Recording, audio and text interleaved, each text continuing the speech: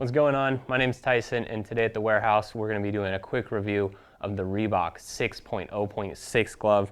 This is the premier glove in the Fit Light line.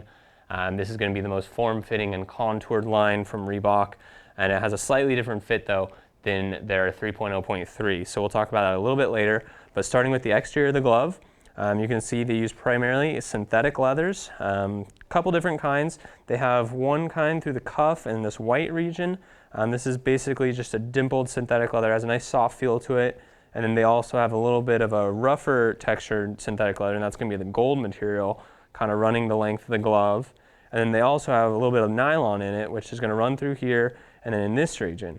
And you can see they actually have these little plastic guards here, and that is because underneath there actually is air vent holes in each of these pieces. And that's going to add a little more air to flow into the glove, keeping it a little bit cooler. Going on to protection, they've gone ahead and used a couple different density foams through this, as well as plastic inserts. You have the plastic inserts throughout the palm region, as well as in the back of the finger, and some really dense foams on the outside. And this is going to give you a maximum protection. You also have the plastic in this part, as well as coming over. The only thing is you actually do not have them up in the cuff region, but still this is going to really offer some maximum protection in this glove. As we go over, they also have the standard lock thumb, making it so you can't move the thumb backwards. And as we go ahead and keep flipping it over, you'll see the palm. They've done a slightly different design on this guy. It actually uses a Lycra base layer, which is going to be this black material right here. It's basically underneath everything, and then they threw on some Nash leather on top of it for the durability and the traditional feel.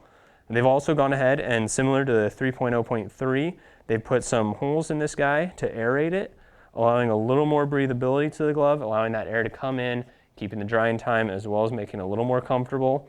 I really like the stretch palm is what they're calling it. Really allows minimal break-in and has a great feel to it, a little more mobility, especially kind of in this region. As we look at the palm on this, or the inside liner on this guy, they've gone ahead and they have some material here. It's a little bit looser, as well as the Reebok liner. You can see printed there as a nice slick, smooth feel to it.